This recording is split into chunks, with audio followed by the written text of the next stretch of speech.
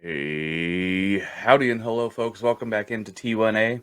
I am your host, Tony Morgan, aka Tank, and today we are going over another episode of Two Sides of the Coin, looking at some of the good, some of the bad, and letting you judge whether or not you want to take on the risk of this player or what's going on with their situation.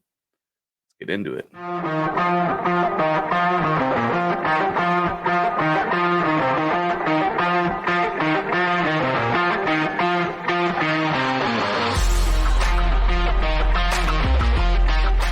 All right. So we are back with another Two Sides of the Coin here.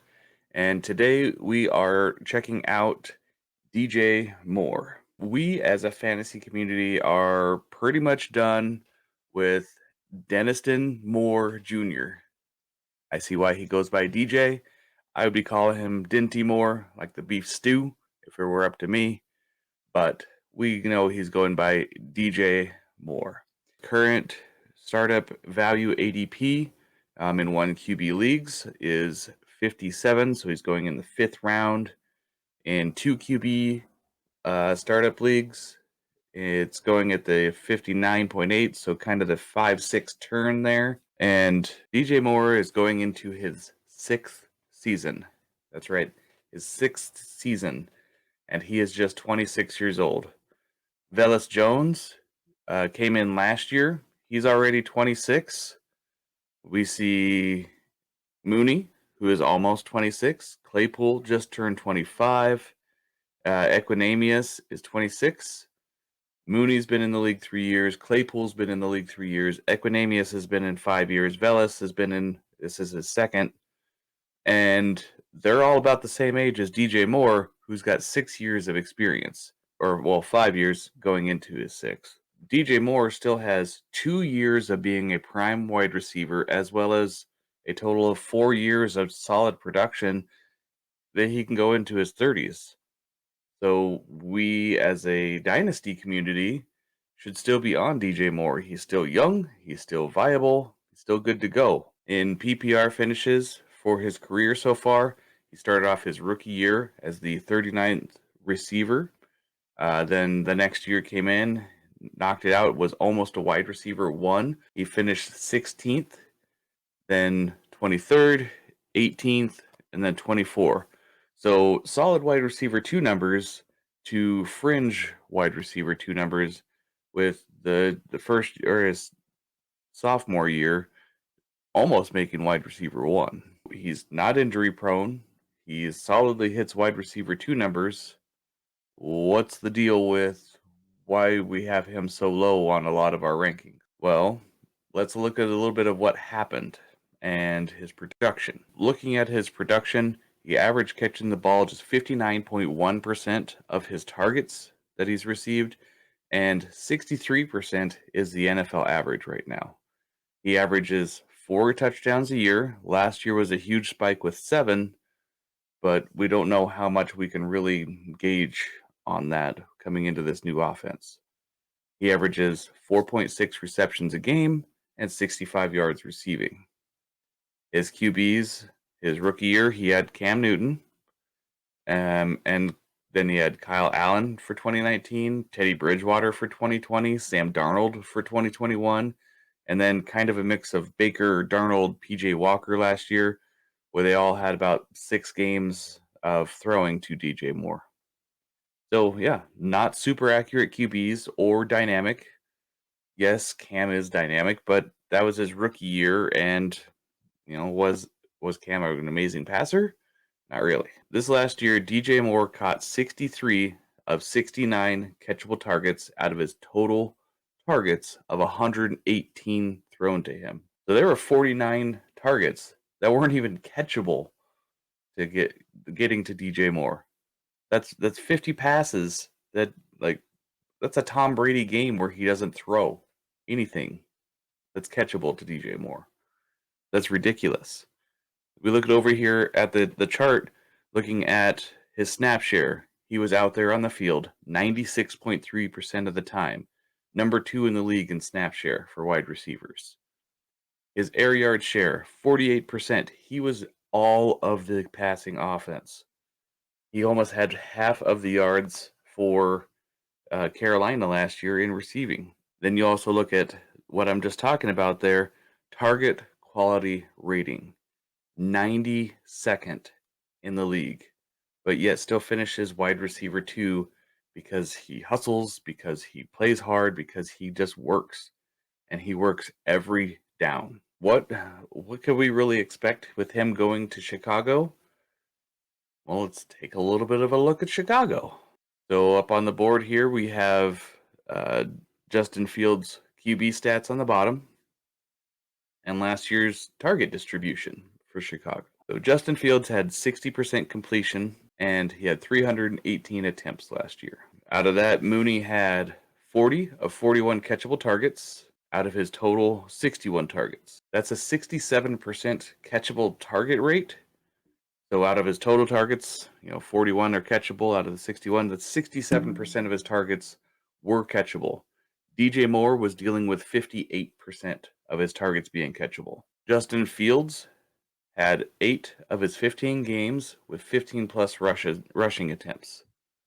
That's likely a number that's going to regress as the offense gets better and he's not scrambling as much. The offense everything starts to slow down for him going into this third year now. And we're really hoping that changing out 4/5 of that offensive line really does help. They're currently graded as the 21st rated offensive line in PFF. So it's got some uphill battle still to do that, but I think that's better than how the line was doing last year. So if we're looking at the Bears offense, they're keeping pretty much everything the same. They have a West Coast type offense, which is short, quick passes. That should help DJ Moore because he's able to get some quick separation here and there. He can make a little bit of contested catches. But what I don't understand is the rest of the receiving core on here are all deep ball type receivers or like possession receivers. They're not great at short area. They're not super great at contested catches, but they're big guys. It's not their skill set. Last year, the Bears ran 59.7% of the time, which was the top of the NFL, leaving 40.3% of their offense for passing attempts. That's a result of that rushing onslaught that Fields had to do to kind of make things happen. So it's no shocker that their 22 pass attempts per game was last in the NFL. That's going to change. Third year progression, second year in the offense, improvement in talent all around. DJ Moore being one of those talented people that they brought in. And we look at kind of the share of how things broke out with the receivers. Cole Kmet was the top target. He had 19% of the share. DJ Moore is going to command more than that. DJ Moore is going to command, 22, 25% or more of the passing share, and that volume is going to be just a little bit higher. You look at the top chart here with the distribution of targets. Met had 69, Darnell Mooney 61, Pettis 41. I mean, you look at this group of wide receivers that they had last year. Mooney's all right, but he's not a great route runner. He's just a speed guy who can get open. He very much like Jalen Hyatt. He needs scheme and speed to really boost his abilities.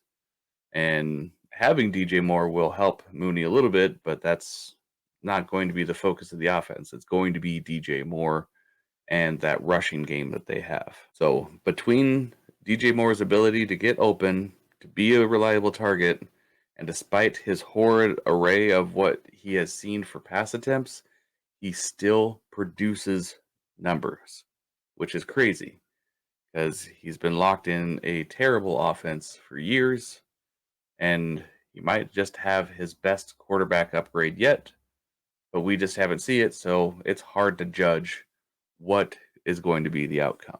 Now we're going to look at the value of DJ Moore.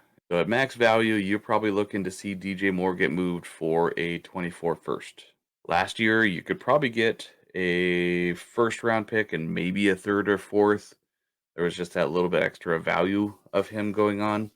But since he produced as a wide receiver 24 last year, the fringe wide receiver 2, almost wide receiver 3, more than likely right now, a second and a third could get it done, especially if you're buying into that dip that's here and the manager that has him just isn't into it. I recommend definitely buying in to this DJ Moore dip if he's not going to be your wide receiver 1.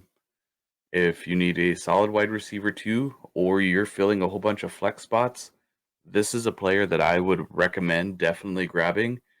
And if you have Justin Fields, you need to stack these two players together. Keep trade cut. They have his value equated out to Najee Harris, the 2023 109, which what were we getting? Like Zay Flowers, Addison, QJ, and Jahan Dotson.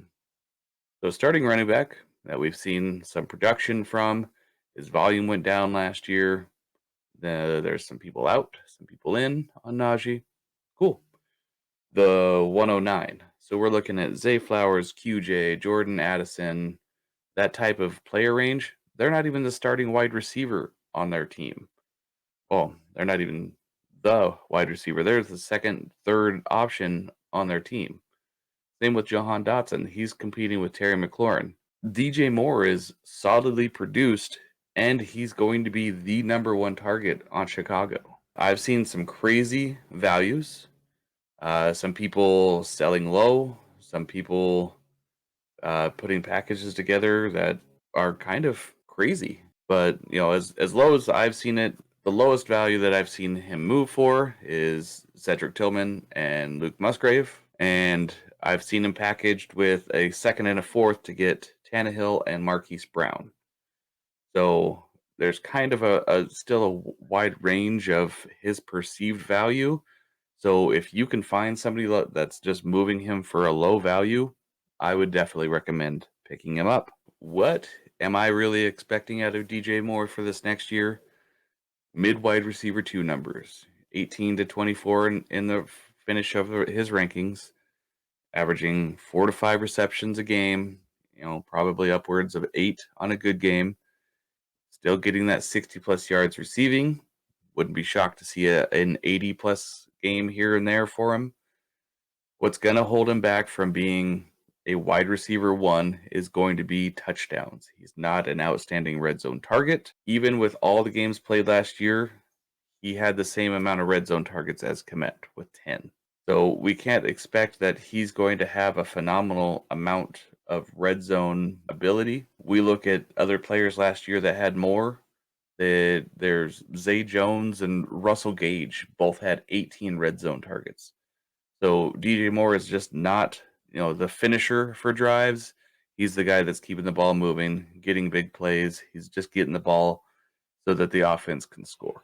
So great for fantasy if you're not relying on him to be the 1 or possibly the 2 in your offense, just because he won't have that touchdown upside. All right, so let's wrap this up here.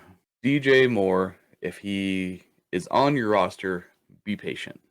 If you're rebuilding, contending, somewhere in between, he's still going to have value, and he's going to have more value again. If you want to trade him, you are likely going to have to sell him low because his perceived value is low right now. And nobody really wants to invest in a wide receiver 2 that kind of seems and feels like a wide receiver 3. If DJ Moore is your top receiver, you better be a rebuilding team. I think he is great for a rebuilding player because he's cheap to invest in. He can be somewhat solid, and then he can really maximize a value in a trade, or could be a throw-in piece for a trade that you're moving picks and other things for, and it could be a good building stone for your team as you look to get higher value players next year and draft stuff in. He could be a solid roster filler.